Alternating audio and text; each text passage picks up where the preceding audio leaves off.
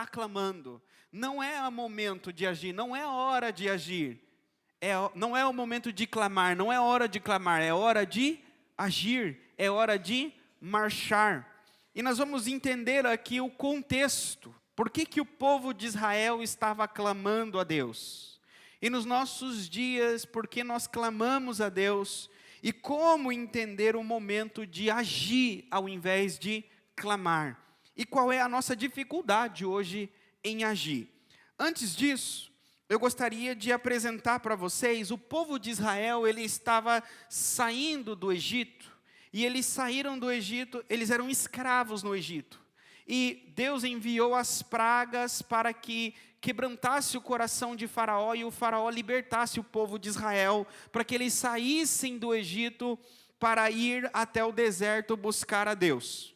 A Bíblia diz que eles saíram do Egito, e passado um tempo, Faraó mandou o exército atrás do povo para matá-los no deserto. E hoje nós vamos ver esse contexto, o povo saindo do Egito em direção à liberdade, em direção à terra prometida, e nesse tempo, nesse meio tempo, eles passam por provações, por perseguições. Então imagine, nós saímos da nossa vida de pecado, ou saímos da nossa escravidão do pecado, estamos indo rumo a uma terra prometida, rumo aos planos que Deus tem para nós, rumo aos sonhos que Deus tem para nós, mas nesse meio tempo nós temos que cruzar o deserto dessa vida. E nesse deserto dessa vida não é somente o deserto, mas existem inimigos nesse deserto.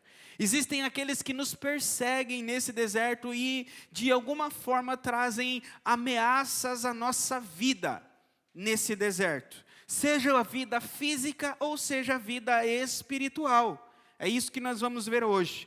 Mas para entendermos esse contexto de Deus mandando o povo marchar, eu quero trazer para vocês a trajetória do povo. Por onde eles passaram e para onde eles estavam indo, que é através dessa trajetória que está o contexto de marchar. Pode trazer, Maico. É através dessa trajetória que está o contexto de tomar uma ação. Ou seja, todos nós aqui estamos em uma trajetória. Imagine isso. Cada um de vocês tem uma trajetória. Vocês têm um destino, sim ou não?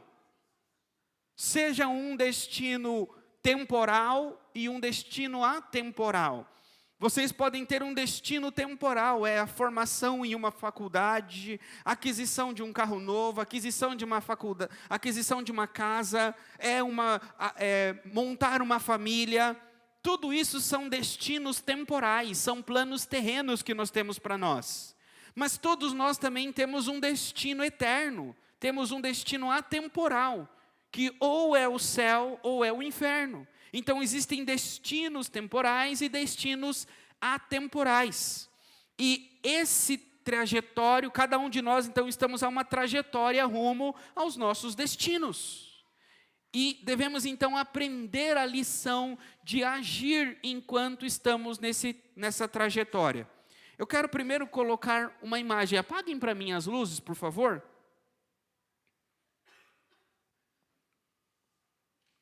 Pode apagar. Vocês estão conseguindo ver aqui a tela? O povo de Israel, vocês estão vendo ali a luzinha vermelha? Eles estavam aqui, no Egito. E quando Deus libertou eles, eles vieram para o deserto de Parã.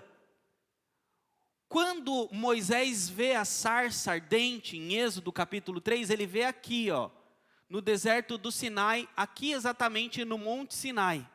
Então, o Monte Sinai, daqui do Monte Sinai até o Egito, eram 3 dias de viagem. Foi o que Moisés disse para Faraó, que ele daria 3 dias para eles irem adorarem a Deus e depois para voltar. Então Moisés, ele está aqui no capítulo 3, ele tem a visão aqui da sarça ardente e ele volta para o Egito. Depois Deus promete tirar o povo do Egito e levar eles para Canaã. Vocês estão vendo Canaã onde está aqui em cima? Então esse aqui era o destino final do povo. Mas Moisés disse para o faraó, e como Deus havia combinado com Moisés no Monte Sinai, que Deus iria tirar o povo do Egito e traria o povo ao Monte Sinai, e eles adorariam nesse monte, e desse monte eles iriam subir a Canaã. Quando Moisés então sai do Egito, através da última praga, que foi a morte dos primogênitos, eles vêm até essa cidade, eles estão aqui em Sucote. Em Sucote, Deus fala para eles dar a volta nessa montanha aqui, e eles voltam de novo para cá, para Etã, e aqui para Pi-Hairote.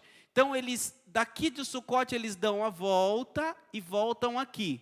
Quando eles dão essa volta, o povo do Egito tinha guardas aqui, tinha fortificações nessa área, porque daqui do Egito até Canaã tinha uma rota comercial, onde eles passavam com animais, com trocas. Então, as fortificações que o Egito tinha aqui, chegou até o faraó a mensagem que o povo estava rodeando aqui no Egito, que eles estavam dando uma volta. Então, o faraó achou que o povo estava perdido, que eles não tinham para onde ir, que eles, quando viram o deserto e que a travessia do deserto seria perigosa, eles voltaram para cá. Então, foi essa uma estratégia que Deus deu para que o povo do Egito saísse, o exército, para pegar o povo aqui em Migdol. Até aqui vocês entenderam? Agora eu vou passar um vídeo para vocês que tem essa passagem que eles fizeram, e depois nós vamos para o texto e eu vou explicar para vocês.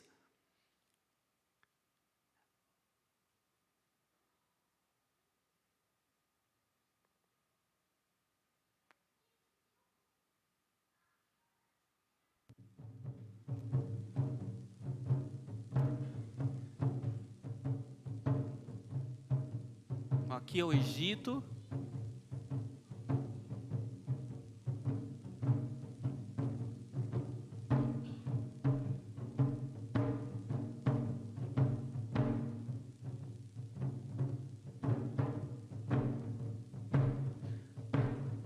Esse foi o caminho que o povo fez quando saiu do Egito.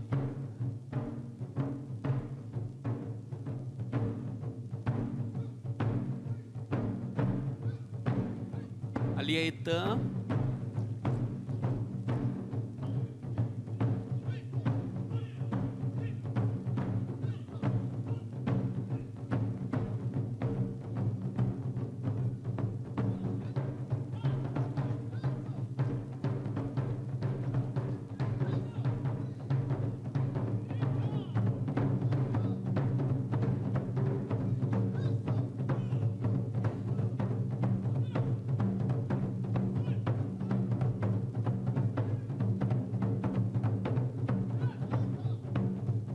Aqui é Pi-Hairote, onde atravessa o mar. Então, tinha montanha dos dois lados, não tinha para onde ir. Eles vieram por aqui e os soldados viriam por aqui também do Egito.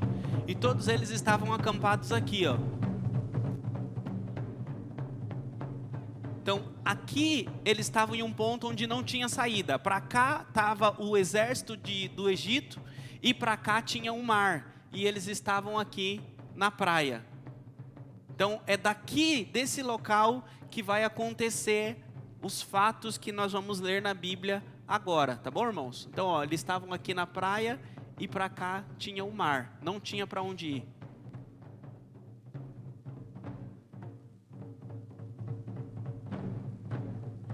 E aí eles atravessaram o mar.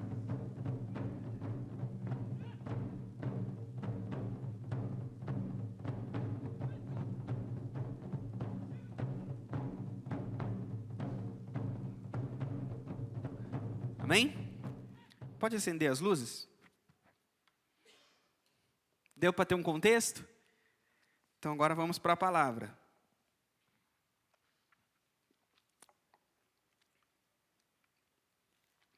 Capítulo 13, versículo 17, nós lemos o 14 e 15.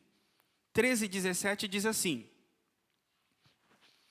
E aconteceu que quando o faraó deixou ir o povo, Deus não os levou pelo caminho da terra dos filisteus que estava mais perto, Porque Deus disse para que porventura o povo não se arrependa vendo a guerra e tornem ao Egito. Mas Deus fez rodear o povo pelo caminho do deserto perto do Mar Vermelho, e subiram os filhos de Israel da terra do Egito armados. E tomou Moisés os ossos de José consigo, porquanto havia este estreitamente ajuramentado aos filhos de Israel, dizendo: certamente Deus vos visitará. Fazei, pois, subir daqui os meus ossos convosco. Assim partiram de Sucote e acamparam em Etã, à entrada do deserto.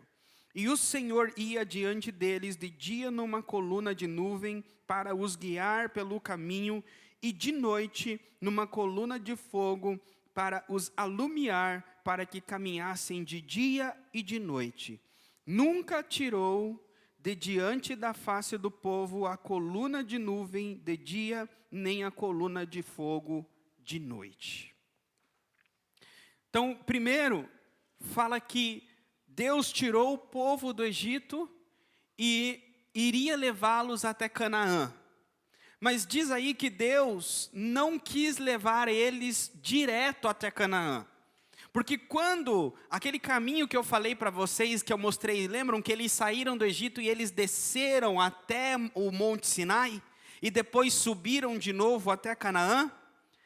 Se eles seguissem pelo mar, né, pela via mar, ou seja, à beira da praia, eles fariam como se fosse uma voltinha e já chegariam direto em Canaã. Não sei se dá para colocar, acho que não vai dar para ver a imagem. Só que esse caminho era o caminho mais curto. Mas compensação era o caminho onde estavam todas as fortalezas do Egito, aquele que eu disse para vocês, e também estavam os filisteus.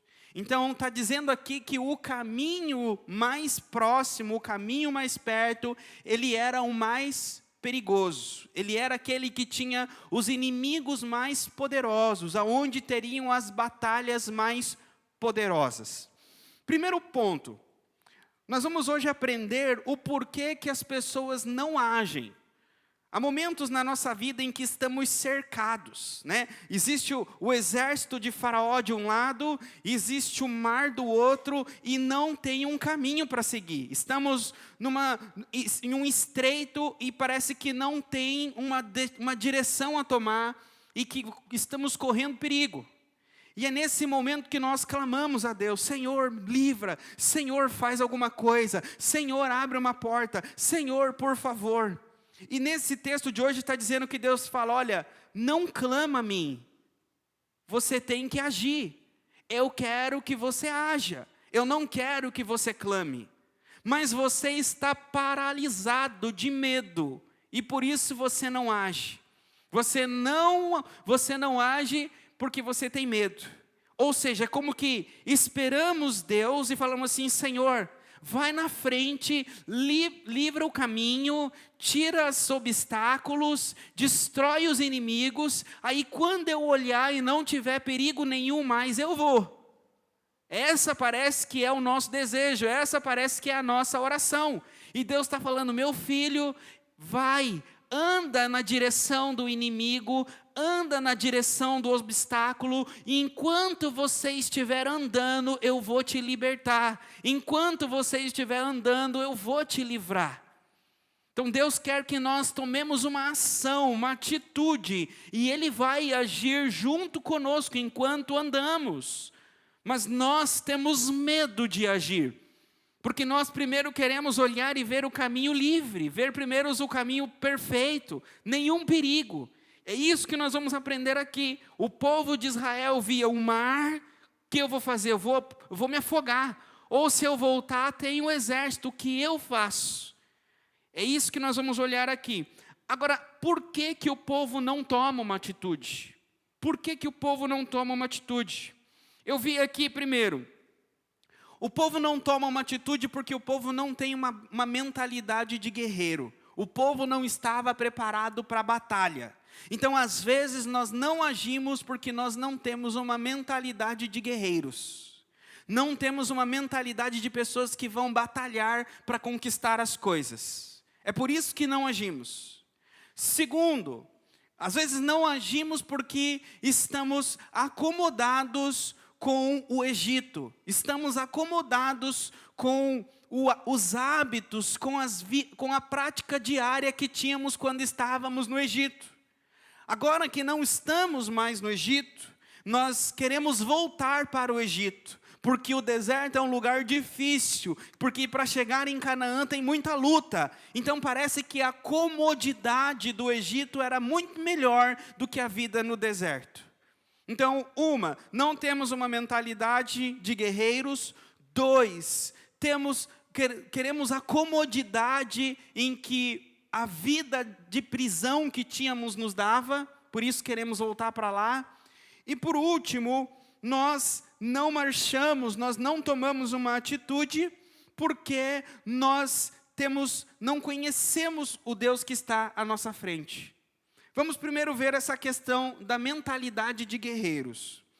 Diz aí que Deus não levou pelo caminho da terra dos filisteus, porque disse, para que porventura o povo não se arrependa vendo a guerra. Algumas versões falam as batalhas.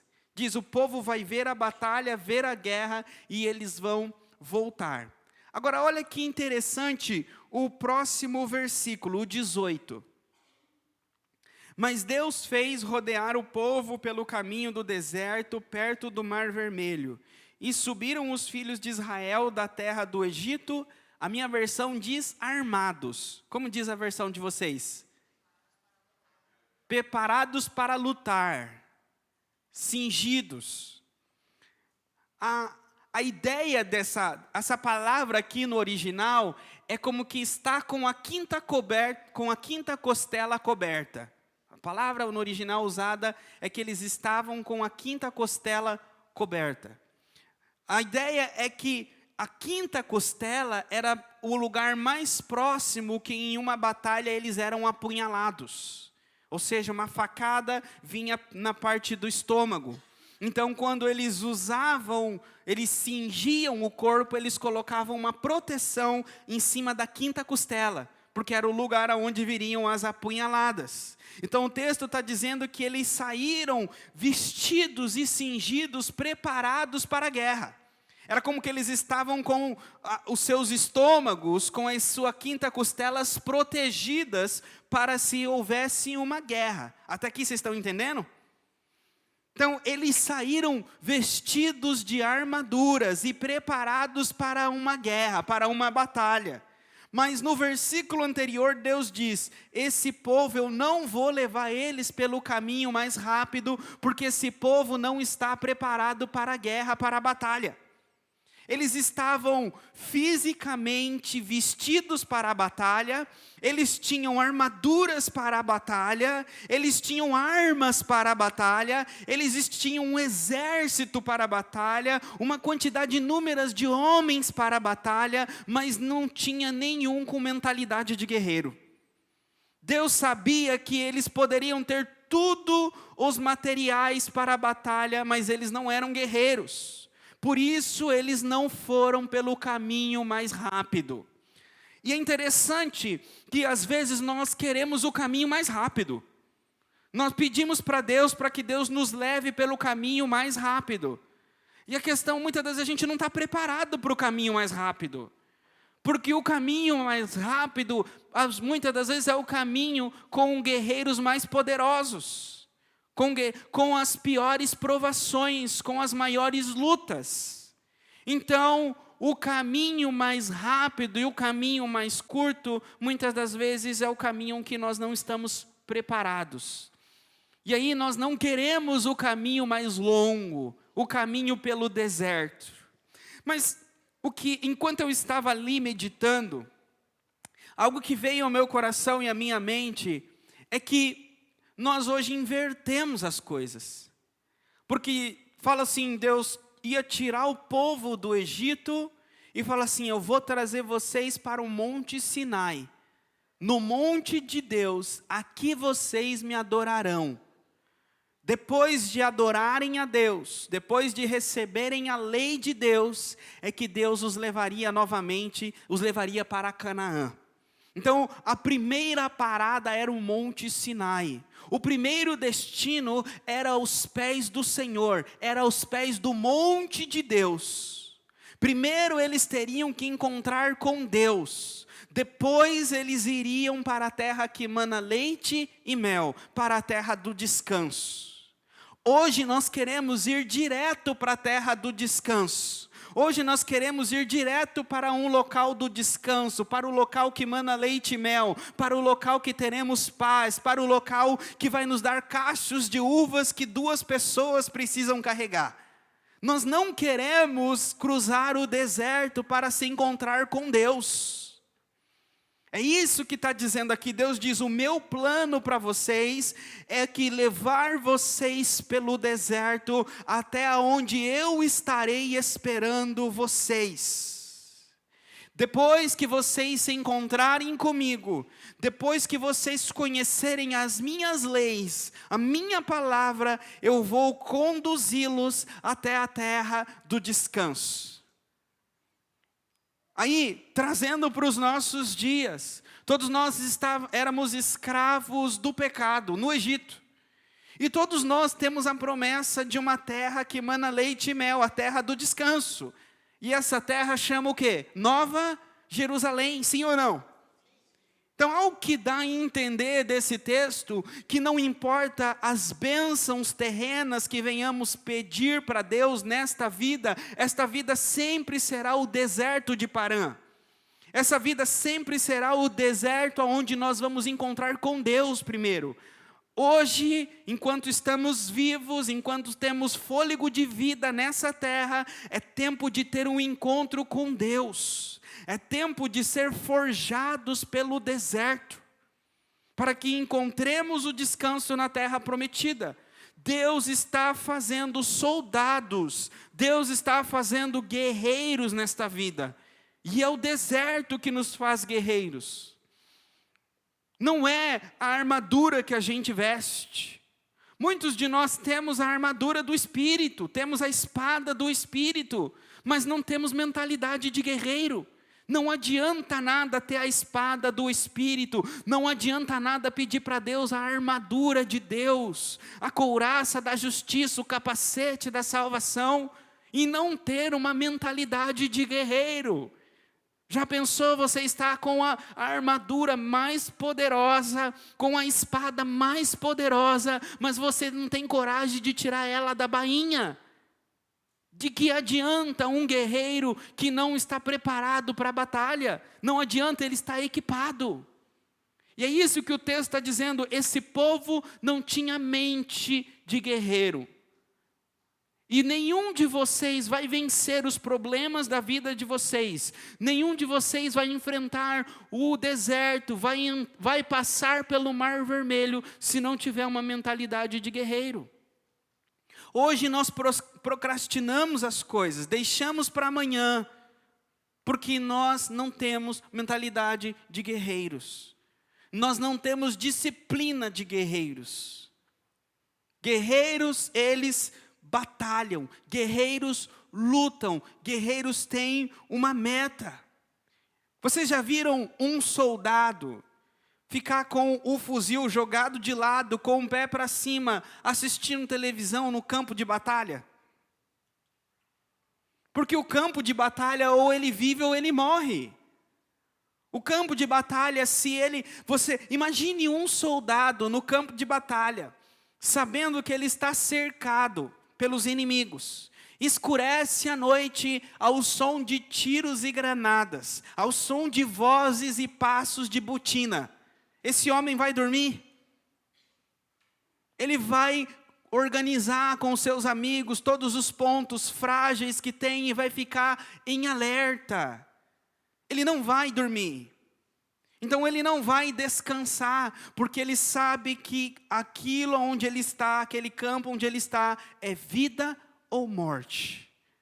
Nós temos sonhos temporais, queremos alcançar planos, queremos alcançar, às vezes, um salário melhor, um emprego melhor, Queremos alcançar, às vezes, um corpo melhor. Queremos alcançar, às vezes, uma meta de saúde na vida, mas não temos disciplina. A gente começa e fala assim, na segunda que vem eu começo. No mês que vem eu começo. No ano que vem eu começo. Aí a gente começa e para no meio do caminho. Não temos consistência nas coisas. E por não ter consistência, nós deixamos de cumprir, deixamos de fazer muitas coisas que eram nossos sonhos, muitas coisas que seriam benéficas para nós. E aí não alcançamos essas coisas que queríamos, que planejávamos, que desejávamos, aí vem a tristeza, vem a angústia. Aí começamos a passar necessidades em algumas coisas, aí a nossa saúde já não ajuda mais, por quê? Porque não fomos disciplinados com as coisas. E aí o soldado já não tem mentalidade mais. Então a primeira coisa que esse texto está dizendo é, para você marchar, para você parar de ficar choramingando aos pés do Senhor por conta dos seus problemas, e se encher da força de Deus, se levantar, estufar o peito para os seus problemas e falar, é hoje que eu e Deus vamos te vencer, ou é hoje que Deus e eu vamos vencer você. É isso que Deus quer de nós. Deus não quer falar assim, ai Senhor, vai à frente, ai Senhor, me liberta, ai Senhor, faz. Não, é em nome de Jesus. Se apodera do poder de Deus e opera o teu milagre. Não espere um milagre, mas opere o teu milagre. É isso que esse texto vai falar hoje. Você já está com a armadura, já está com a espada, já está com aquilo que você precisa. Só falta agora ter mentalidade de guerreiro, ter disciplina de guerreiro. O povo então saiu e eles não estavam preparados para a guerra. Deus aqui, você acha que Deus pensou assim, olha, eu acho que eu não vou levar esse povo para onde está as fortalezas do Egito, eu não vou levar esse povo para onde está o povo filisteu, porque lá tem a guerra, lá tem a batalha, e eu não tenho força suficiente para livrar esse povo da batalha. Será que Deus pensou isso? Deus tinha ou não tinha poder para livrar o povo? Mas Deus não quis. Deus poderia falar assim, eu vou levar vocês para onde a batalha é feroz. E eu vou livrar vocês, eu vou adiante e vou livrar vocês. Vocês não vão precisar lutar. Será que Deus não quis fazer assim? Por quê? Deus quis gradativamente. Primeiro levou para o deserto e proveu. Primeiro começou provendo a coluna de fogo e a nuvem. Passo a passo, mostrando para eles, eu nunca abandonei vocês. Eu nunca abandonei vocês. Então esse povo diariamente viu a coluna de fogo, viu a coluna de nuvem, eles comeram do maná, eles beberam da água que Deus proveu, e aí foram enfrentando guerras no deserto. Aos poucos eles foram sendo libertos. E quando chega em Números, capítulo 14, que é a passagem que eles vão, espiam a terra e voltam, fala que o povo, o que aconteceu? Números 14, vamos lá.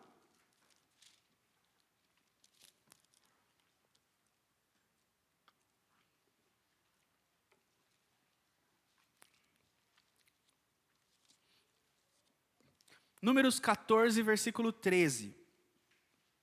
Desculpa, 3. E por que nos traz o Senhor a esta terra? Para cairmos à espada e para que as nossas mulheres e as nossas crianças sejam por presa? Não nos seria melhor voltarmos ao Egito? E diziam uns aos outros, levantemos um capitão e voltemos ao Egito. O povo chegou e aí viram que a terra era povoada e tinha um exército, e eles teriam que batalhar para conquistar a terra que Deus prometeu. Não ia estar vazia. Sabe o que o povo queria? Chegar lá na terra, não ter nada, não ter batalha, já está as uvinhas plantadas, já está tudo lá para dominar. Tudo dado de mão beijada. Quando eles viram que teriam que lutar e que o povo parecia ser forte, eles falaram o seguinte, por que Deus nos trouxe para morrer nessa terra. Ele podia ter nos deixado no Egito. A gente ia morrer lá no Egito. Pelo menos não ia precisar batalhar. A gente ia ser escravo dia e noite, seríamos escravos dia e noite. Comeríamos a cebola, beberíamos o café do Egito, trabalharíamos para o faraó e morreríamos lá. Eles queriam voltar. O Egito, será que o Egito era bom? O Egito era o lugar onde os meninos nascidos do sexo masculino eram jogados no Nilo. Porque Faraó não queria que o povo crescesse e multiplicasse. O Egito era um lugar onde toda mulher que tinha um filho homem, ele era jogado no Nilo. O Egito era um local de genocídio. Mas tinha comida. Eles não precisavam trabalhar. Os capatazes de Faraó traziam a comida e davam para eles todos os dias. Chegava na hora ali, a comida estava servida. Eles não precisavam se preocupar. Mas era um local de escravidão. Era um local de a família estava insegura. É como que nós, às vezes querendo nos proteger, nós tomamos atitudes e nos colocamos debaixo de situações que são totalmente inconfortáveis para nós. Mas porque essas situações confortáveis provê alguma segurança, essas situações confortáveis provê alguma comodidade, nós nos acalmamos e nos subjugamos. Tem mulheres que se colocam debaixo de uma casa ou de um relacionamento abusivo, porque elas pensam, para onde eu vou? Eu não tenho ninguém que me ajude, eu não tenho ninguém que me sustente, eu não tenho ninguém que possa me cuidar de mim. Aqui eu tenho um marido que às vezes faz alguma coisa, mas eu tenho um lar, eu tenho comida. Se submetemos a situações por comodidade. Estamos às vezes em um emprego CLT que não banca a nossa casa, não banca as nossas necessidades, não banca os nossos planos, mas a gente pensa, mas se eu deixar e eu vou arriscar e se não der certo, aqui pelo menos está garantido. Está garantido uma coisa que não vai dar para o seu futuro, não vai dar para aquilo que você planeja, não vai dar para aquilo que você deseja. Então às vezes, por aquilo de garantir o que está na mão, a gente sacrifica muita coisa, porque a gente tem medo de arriscar, tem medo de esperar em Deus, tem medo de batalhar, tem medo de assumir uma mentalidade de guerreiro e lutar pelos nossos sonhos, lutar por aquilo que Deus quer para nós. Esse povo quis voltar para o Egito, e o pior é que eles eram guerreiros para voltar para o Egito. Para o Egito eles eram uma onça, uma fera. Agora, quando era para entrar na terra de Canaã, eles eram um cachorrinho. Tinham medo. Por que eu estou dizendo isso? Eles falam assim, olha, eles compraram briga com Moisés, compraram briga com Deus. Esse povo não é corajoso comprar briga com Deus? E por que eu estou falando que esse povo é corajoso para comprar briga com Deus? Eles já viram Deus matando milhares no meio deles por conta da ira de Deus. Viram Deus matando com cobra, viram Deus matando de várias formas, e ainda assim, para voltar para o Egito, compraram briga com Deus e queriam arrumar um outro líder. Sabe, é como que um povo está numa igreja, e aí tem uma igreja em que o pastor da igreja, a liderança daquela igreja fala, olha, nós vamos para a terra de Canaã, nós vamos para aquele caminho, mas para chegar lá a gente vai passar pelo deserto, irmãos. Essa igreja vai conduzir vocês pelo deserto. Aí os irmãos falam assim, não, pastor, não, está errado isso aí. Deserto não, deserto é ruim, deserto é difícil. O pastor não fala nada que agrada, o pastor é só seca, só deserto, só luta. Eu vi no YouTube lá um lugar melhor. Eu vi no YouTube um pastor melhor. Vamos fazer o seguinte, vamos escolher um outro pastor para nós. Para nos fazer uma igreja que nos agrada. Para nos fazer um estilo de culto que nos agrada. Para nos fazer um aconselhamento que nos agrada. Vamos fazer isso? É isso que eles estavam fazendo. Vamos escolher um líder entre nós que nos conduza para o Egito, que é o lugar melhor. Por quê? Porque muitas das vezes, e a maioria das vezes, o caminho da transformação, o caminho de Deus, ele é cheio de empecilhos, de lutas. Jesus disse: nesse mundo tereis aflições, mas tende bom ânimo. Somente soldados, guerreiros, têm bom ânimo. Pensem comigo, o que faz um soldado não ter medo da batalha?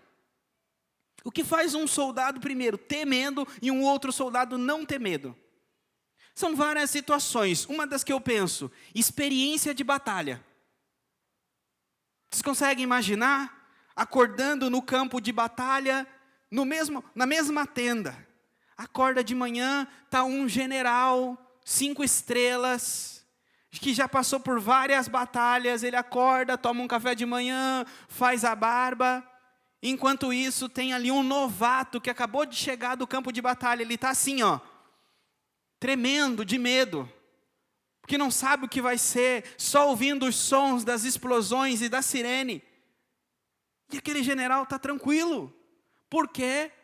Porque ele está acostumado com o campo de batalha, está acostumado com os sons. Ele sabe exatamente o que vai acontecer, as armas que ele tem, o plano que eles têm. Ele sabe que o inimigo não está tão bem equipado como eles. Ele tem informação de onde o inimigo está. Ele tem informação das armas do inimigo. Ele tem informação do poder militar do inimigo. E ele sabe que as armas que ele tem, o poder que ele tem, o plano que ele tem, a estratégia que ele tem, vai vencer. Ele vai estar apavorado? Não vai. Então, o que nos leva a ter medo da batalha? Porque não estamos acostumados com batalha, porque nós temos a tendência de fugir das batalhas. A gente pode fugir. Eu lembro na minha época, a maioria dos meninos, não, eu não quero me alistar. Tem que se alistar, mas eu vou falar que eu não quero. Eu vou falar que eu tenho um olho machucado, eu vou falar que eu tenho isso, eu vou falar que eu tenho aquilo. Nenhum dos meninos da minha idade para cá não quer mais servir. Eu lembro, os antigos queriam servir. A minha avó falava que era sonho dela ter um filho, um neto, vestindo uma farda do exército. Com o passar do tempo agora, nós temos uma geração que não quer mais disciplina, não quer mais servir, não quer mais ter essa ideia de guerreiro, de batalha. Por isso que nós temos homens fracos nos nossos dias agora. A maioria dos jovens, dos adolescentes hoje, se eles não se prenderem aos ensinamentos antigos, eles têm uma mentalidade fraca, problemas emocionais, problemas com fracasso, problemas com pressão psicológica, não sabem enfrentar um ambiente de um trabalho, um ambiente de empresarial onde tem competitividade, um ambiente de trabalho onde às vezes não tem recursos para você entregar aquilo que você tem que entregar, que um patrão te cobra para fazer as coisas, não tem mais, não estão preparados para esse ambiente porque tem uma mentalidade fraca. E isso trazendo para os nossos dias, ou trazendo para a igreja, para os relacionamentos, às vezes nós não temos uma mentalidade para lidar com os problemas no casamento, não temos uma mentalidade para lidar com os problemas na igreja, com os problemas dentro da nossa família, porque nós queremos que Deus nos leve pelo caminho mais rápido. Mas Deus às vezes não tem um caminho mais rápido para nós. Pastor, então, o que fazer? Como ser esse soldado que age, que não procrastina, que não fala, olha, amanhã eu vou conversar com ela, amanhã eu vou ler uma Bíblia, amanhã eu vou orar, amanhã eu vou estudar. Irmãos, não é amanhã, é hoje. Saindo daqui, já faça aquilo que você prometeu que ia fazer no dia 1º de janeiro. Sabe aquelas coisas que a gente fala no dia 31, esse ano eu vou fazer e a gente não fez até agora em julho? Quem aqui tem isso? Juntamente comigo, levanta a mão. Irmãos, eu sou igual a vocês. Eu falei em janeiro que eu ia fazer, chegou agora, olha, está tudo atrasado. Vocês acham que o pastor prega só para vocês? Eu leio o tema, leio a mensagem e falo assim, Senhor do céu, Me perdoa. Precisamos ter mentalidade, irmãos. É igual vocês, eu passo por dificuldades no meu trabalho, eu passo por questões que eu falo assim, mas por que estou passando por isso? E Deus fala o seguinte, olha, lute, seja um guerreiro. Não pergunte o porquê que você está passando por isso, faça o que você tem que fazer. Desde a hora que você acordou hoje, você fez aquilo que você precisava fazer? Não fiz, então por que você está murmurando? Por que você está murmurando? Tenha o hábito, todos os dias, de fazer aquilo que você colocou que vai fazer. E espere 3 meses para ver a diferença que vai estar a sua vida. Vamos para Filipenses, eu vou encerrar em Filipenses. Filipenses 2.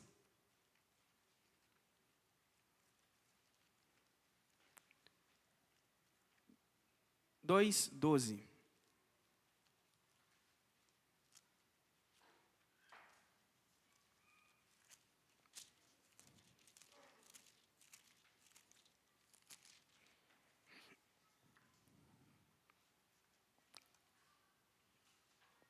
Amém?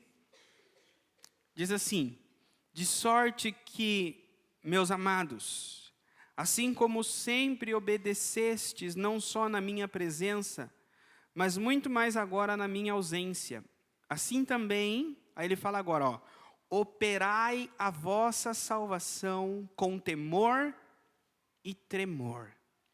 Primeiro, operai aqui é trabalhar, é pôr em prática.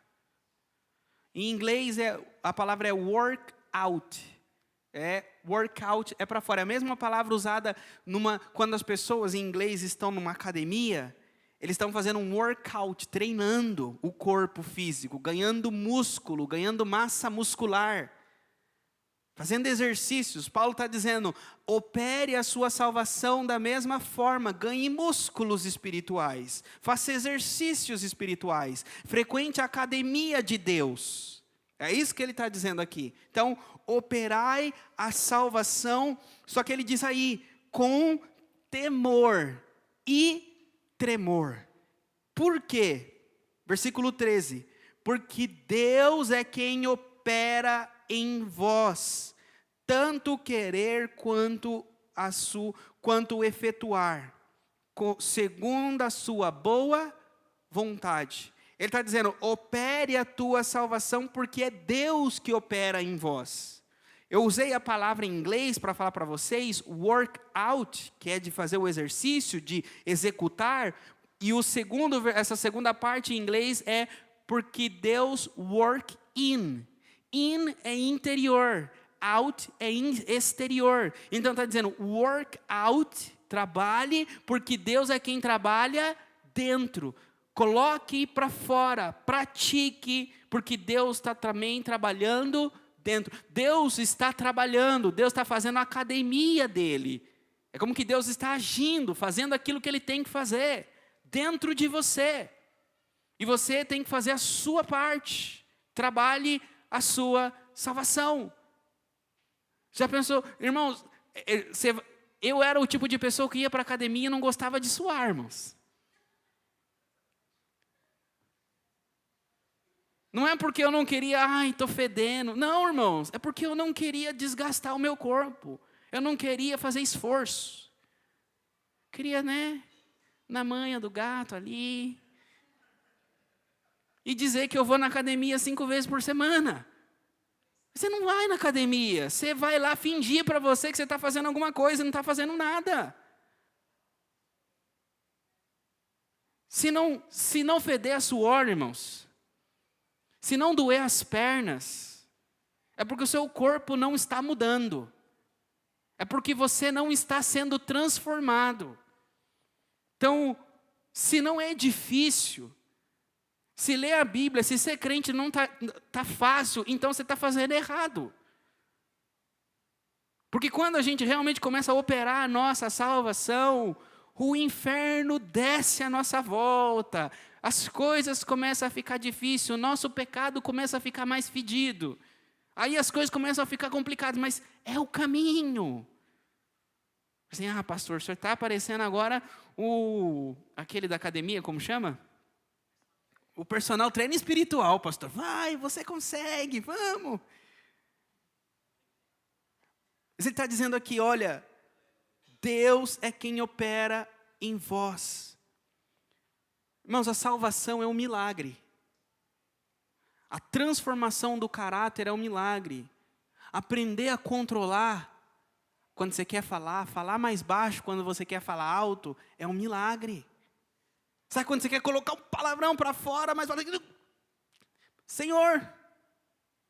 Quando você quer chutar as coisas, bater a porta, Deus, não. Quando você quer falar umas verdades para a pessoa, e você segura.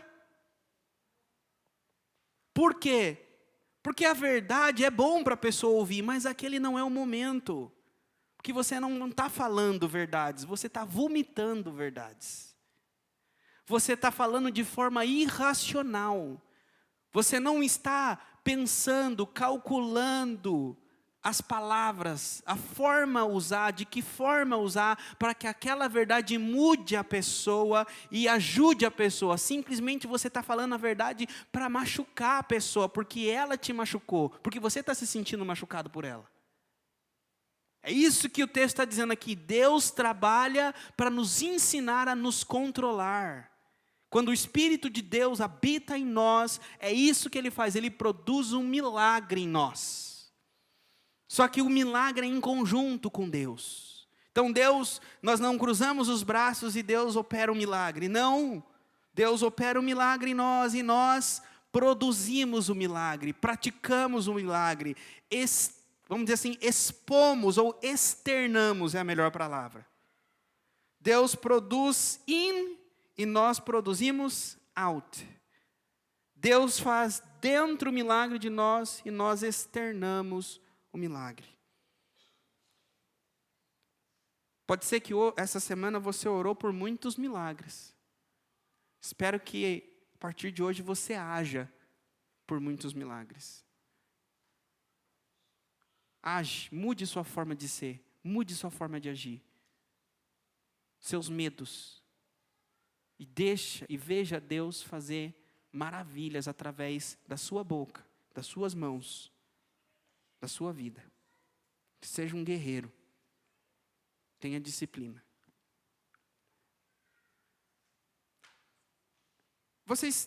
Há um tempo eu venho orando a respeito disso, eu falei aqui, acho que eu já falei aqui que eu tinha uma palavra, e calha nisso que está aqui. Eu queria perguntar para vocês, se vocês teriam interesse ou gostariam de, um sábado eu fazer aqui um seminário, e trazer uma série de ministrações que vai falar sobre a mentalidade, as disciplinas de um guerreiro. Como a gente ter consistência na vida. Como a gente redimir o nosso tempo. É como ter o tempo organizado com disciplina para obter aquilo que a gente quer, os recursos que a gente quer. Que às vezes a gente espera transformações, queremos as coisas, mas a gente não faz a nossa parte. Começa, termina, não tem consistência e as coisas não mudam. Vocês gostariam de uma série de ministrações nesse tema? Não estou falando agora, tá, irmãos? Talvez fique para o final do ano, 2, 3 meses, que tem que preparar tudo. Mas eu vou organizar, então, para um domingo de manhã, um café, para a gente conversar. Senhor, que a Tua palavra, Senhor, venha fortalecê-los, guardá-los, protegê-los. Moldar, Senhor, forjar na mente deles uma mentalidade de guerreiros, que o que eles precisam para ver, Senhor, a transformação, ver, Senhor, o reflexo, o suor do trabalho deles, Senhor, o fruto do trabalho deles, do suor do trabalho. Tua palavra diz promete que nós veremos o fruto do nosso penoso trabalho. Como Jesus viu o fruto do penoso trabalho dele e se alegrou. Hoje, Senhor, muitos de nós não vemos frutos, porque não temos um trabalho penoso, Senhor. Ajuda-nos a termos uma mentalidade de trabalhadores incansáveis, guerreiros incansáveis, que produzem um penoso trabalho, para que a colheita seja abundante. Em nome de Jesus. Amém. Antes de fazer o momento da ceia, eu já vou dar algumas informações para vocês, aí depois eu passo toda a condução do culto.